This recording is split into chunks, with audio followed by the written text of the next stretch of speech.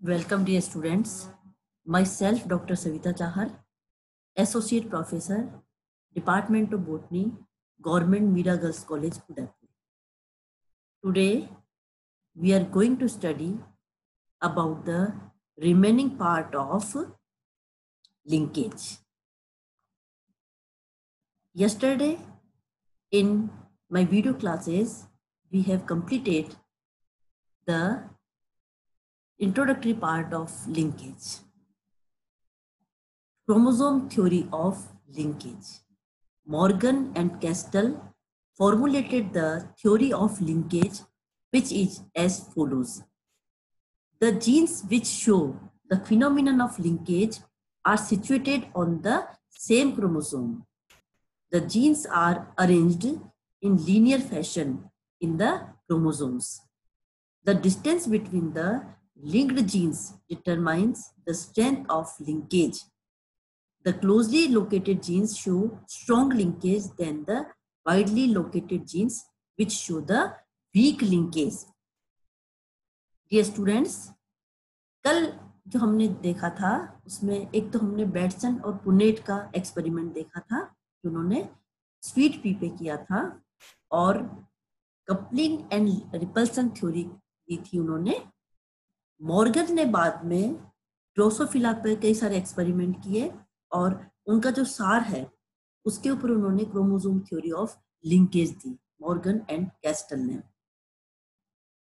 इसके अनुसार क्या है, उनकी जो क्रोमोसोम थ्योरी ऑफ लिंकेज क्या थी कि लिंकेज उन्हीं जीन्स में होगा जो कि एक क्रोमोसोम पर उपस्थित है.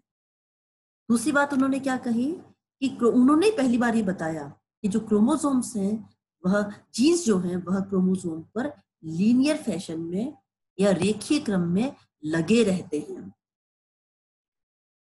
तीसरी बात ये बताई कि जो क्रोमोसोम पर जीन्स जितने पास पास में होंगे उनमें साथ जाने की टेंडेंसी, उनमें लिंकेज की टेंडेंसी जो है वह उतनी ही ज्यादा होगी.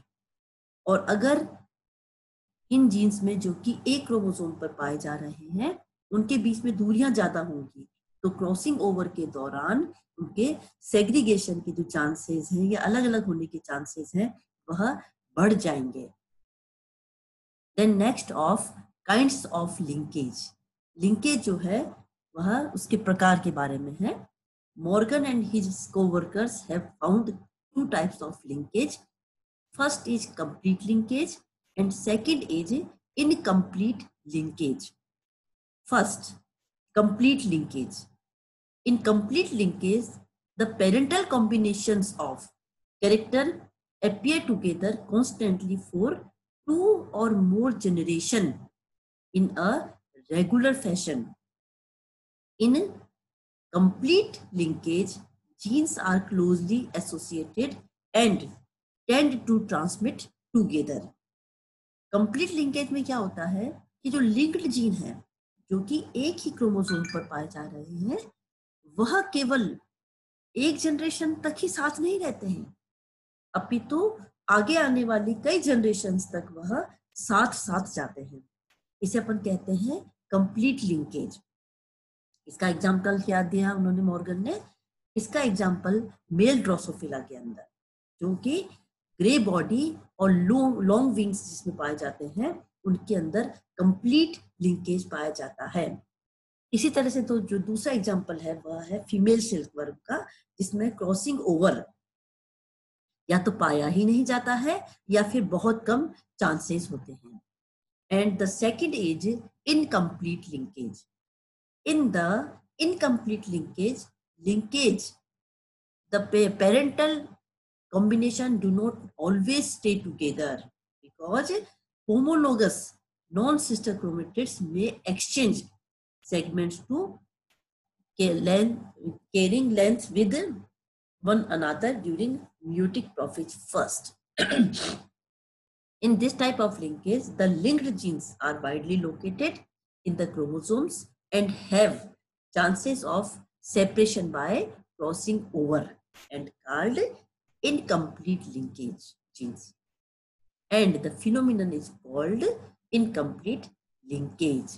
Incomplete linkage में क्या होता है कि अगर मान लो वो साथ में भी गए हैं जीन्स, तो केवल एक जनरेशन तक के साथ रहते हैं, इसके बाद वह पुनः अलग हो जाते हैं। और कैसे अलग होंगे, आप याद करिए, हमने जो म्यूसिस की प्रोफेस फर्स्ट में पढ़ा था कि जब क्रॉसिंग ओवर होता है, और क्रॉसिंग ओवर के दौरान क्या है, काइजमेटा बनते हैं, और काइजमेटा के दौरान क्या होता है, जो जेनेटिक मटेरियल का आपस में एक्सचेंज होता है। तो इस एक्सचेंज के दौरान जो लिंक्ड जीन थे वह अलग हो जाते हैं, तो इसे अपन कहते हैं इनकम्प्लीट लिंकेज। इसका एक मुख्य कारण, जैसे मॉर्गन ने भी बताया, इनकम्प्लीट लिंकेज का एक मुख्य कारण क्या है कि जो एक ही क्रोमोसोम पर जो जीन्स पाए जा रहे हैं उनके बीच में क्या है, दूरी ज्यादा होती है, वो दूर दूर लगे रहते हैं, इसलिए उनके क्या है, क्रोमोसोम में साथ साथ जाने के चांसेस ज्यादा बने रहते हैं, तो इसे अपन इनकम्प्लीट लिंकेज कहते हैं। And the examples are female drosophila, tomato, maize, pea, man, etc. Then arrangement of linked genes. Linked जो जीन्स हैं या जो साथ साथ में संलग्न जीन्स हैं, उन वह अरेंजमेंट के आधार पर उन्हें दो भागों में बांटा गया है। The arrangement of alleles on chromosome is of two types. Number one is cis arrangement and second is trans arrangement. Cis arrangement when both the dominant or recessive allele for the different genes are present on the same chromosome, it is called cis arrangement. And second is trans arrangement, when one dominant allele and one recessive allele for the different genes are present on the same chromosome, it is called trans arrangement. Arrangement के आधार पर दो में बांटा है, सिस and trans. अब आप यहाँ पर ध्यान दीजिए, देखिए एक ही क्रोमोसोम पर कई तरह के जीन्स लगे रहते हैं, जैसे कल अपन ने उदाहरण में मैंने एक समझाया था, वैसे कि मान लो एक क्रोमोसोम है, उसमें 5 जीन लगे हुए हैं, A B C D E. अगर वो पांचों ही जीन जो एक क्रोमोसोम पर पाए जा रहे हैं अलग अलग कैरेक्टर को शो कर रहे हैं, अगर वो पांचों ही जीन या तो डोमिनेंट है या रिसेसिव है और एक ही क्रोमोसोम पर लगे हुए हैं, तो this type of arrangement is called cis arrangement. और अगर एक ही क्रोमोसोम पर अलग अलग जो जीन्स हैं उनके एलील डोमिनेंट भी है और रिसेसिव भी प्रेजेंट है एक ही क्रोमोसोम पर, तो उसे अपन कहते हैं trans arrangement. In this diagram we show the cis and trans arrangement. यहाँ पर देखिए आप लोग, जो पहला वाला है ये दो है, अब आप देखिए कि या तो इसके ऊपर डोमिनेंट है या फिर रिसेसिव, तो इसे अपन क्या कहेंगे, सिस। और दूसरे वाले में क्या कहा है कि आप देखिए कि ए तो डोमिनेंट है बट बी इज रिसेसिव, या फिर यहाँ पर ये रिसेसिव हो गया, डोमिनेंट है, तो इस तरह का जो अरेंजमेंट है उसे अपन क्या कहते हैं, उसे कहते हैं trans arrangement. Then last, significance of linkage. Students, मैं आपको कई बार ये बात बताती हूँ कि इस नेचर में कोई भी इवेंट या कोई भी घटना ऐसी नहीं है जिसका उपयोग नहीं हो। तो नेचर ने कोई भी घटना या इवेंट बनाई इसलिए है, उसका कोई न कोई कहीं न कहीं उपयोग होता है। तो लिंकेज के क्या सिग्निफिकेंस है ये अपन देख लेते हैं। Linkage reduces the chance of recombination of genes and thus helps to hold parental characters together. Thus it helps organism to maintain its parental, racial and other characters. Linkage analysis is a powerful tool to detect the chromosomal location of diseased genes.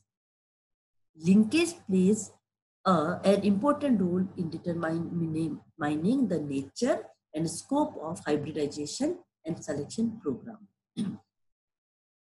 देखो, दो जो important चीजें हैं, एक है linkage और एक है क्रॉसिंग ओवर, जो दोनों ही एक दूसरे के अपोजिट हैं। लिंकेज में क्या है, अभी तक समझा अपन ने कि कुछ जीन्स हैं जो एक क्रोमोसोम पर पाए जा रहे हैं, उनकी टेंडेंसी क्या है, साथ साथ जाने की है गैमेट्स के अंदर। इसके अपोजिट क्या है, क्रॉसिंग ओवर है। क्रॉसिंग ओवर क्या करता है कि जो जेनेटिक मटेरियल है उसको एक्सचेंज कर लेता है, इससे क्या होता है, वेरिएशंस आ जाती हैं। वेरिएशंस आने से क्या होता है कि ऑर्गेनिज्म की जो ओरिजिनलिटी है वह नहीं बनी रह सकती है। तो लिंकेज के कारण क्या होगा, अगर जीन्स जो है साथ साथ एक गैमेट से एक जनरेशन से दूसरी गैमेट में जाएंगे, फिर इसका मतलब क्या है, नेक्स्ट में चले गए वो, तो उसकी जो एग्जिस्टेंस है ऑर्गेनिज्म की वह बनी रहती है।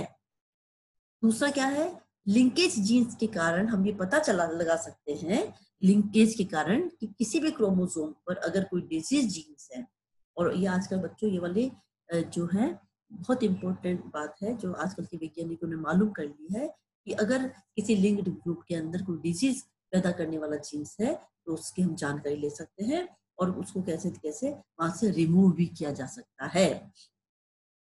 इसके अलावा हाइब्रिडाइजेशन एंड सिलेक्शन प्रोग्राम्स के अंदर भी लिंकेज का बहुत महत्व है।